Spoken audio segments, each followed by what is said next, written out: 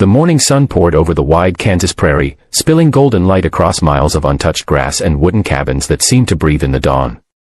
Smoke rose from chimneys, the smell of baking bread and burning pine mixing with the crisp wind. Inside one of those small cabins, a woman named Martha Ellison wiped flour from her hands, her face flushed from the heat of the oven and the weight of her own thoughts. She had lived out here on the edge of nowhere for 3 years, baking bread for the settlers who passed through, feeding cowhands and wanderers, and pretending that the ache in her chest wasn't loneliness. But that morning was different. That morning, a tall shadow filled her doorway, Jonas Reddick, the biggest rancher for miles.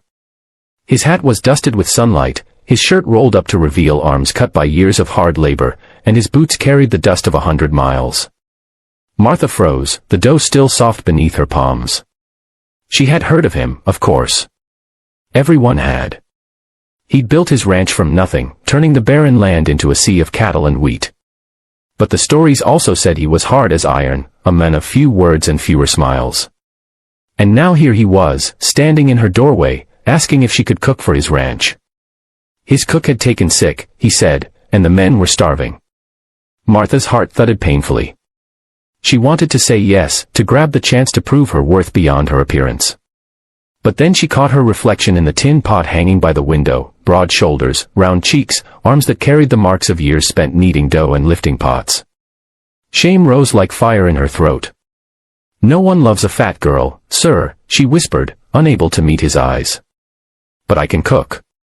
If you believe in kindness, second chances, and the beauty of people's hearts over their appearances, then please take a moment to like, comment, share, and subscribe to Kindness Corner, because stories like this one remind us that compassion still matters."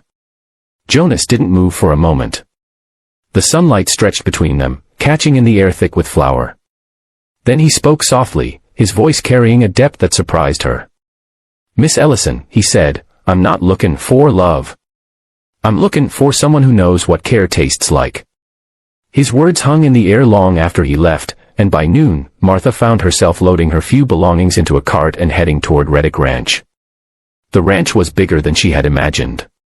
Dozens of men worked under the sun, their laughter echoing off the barns, but as she walked past, some of them smirked.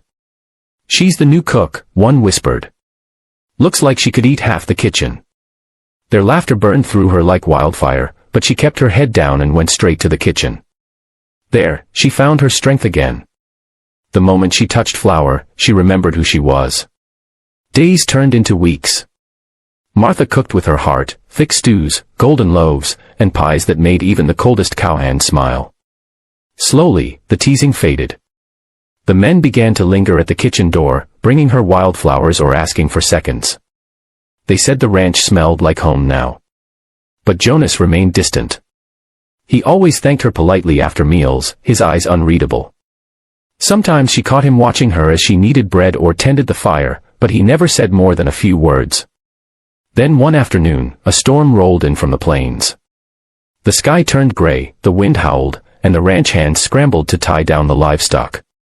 Martha was alone in the kitchen when she heard the barn doors slam open. Jonas stumbled in, soaked to the bone, carrying a calf in his arms. Without thinking, she rushed to help him. Together they got the fire going and tended to the shivering animal. When it was safe again, Jonas sat by the hearth, silent. "You shouldn't be out there alone," Martha said softly, wringing her apron. Jonas looked up, his eyes tired but kind. "Neither should you," he said. "You work yourself to the bone for everyone else but never let anyone care for you." She laughed bitterly. "There's nothing worth caring for, sir. I'm just the fat woman who bakes bread." Jonas stood then, towering over her. "No," he said quietly. "You're the woman who's fed every hungry soul that's crossed this land. You're the one who remembers who likes honey in their tea and who saved old Henry's dog with your stew when he was too sick to eat. Don't you dare call yourself just anything."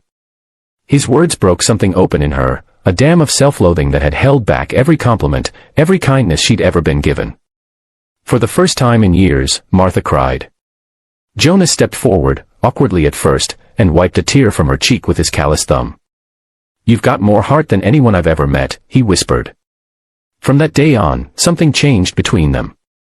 Jonas began spending more time in the kitchen, helping her carry water or stack firewood, finding reasons to linger. Martha noticed the way his eyes softened when she laughed, how he'd sneak second helpings of her apple pie even when he pretended he didn't like sweets. The ranch grew warmer, not just from the fire, but from something unspoken building between them. Then one evening, as the sun dipped behind the hills, Jonas invited her to join him outside. The sky was streaked with orange and rose, the cattle grazing lazily in the distance. He turned to her, his hat in his hands. "Martha," he said, "I don't care what folks say about how a woman should look. You've built more love in this kitchen than I've seen in my whole life. I reckon I'd like to spend my days with someone who knows what love tastes like." Tears welled in her eyes again.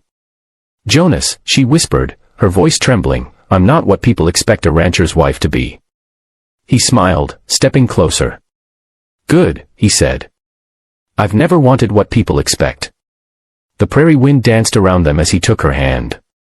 The same hands that had once kneaded bread now trembled in his, the same heart that once felt invisible now beating loud enough to drown out the world. Behind them, the ranch lights flickered to life, a soft glow against the endless horizon. Months later, the ranch hands would laugh about how their boss married the cook. But every time someone teased, Jonas would grin and say, "Best decision I ever made, can't run a ranch without love and good biscuits." And Martha, once the woman who hid behind flour and fear, would smile quietly, her apron dusted with hope. If this story touched your heart, please like, share, and subscribe to Kindness Corner, because stories like Martha's remind us that real beauty is in the heart, not the mirror. And before you go, I'd love to know, what part of this story moved you the most? Tell us in the comments below.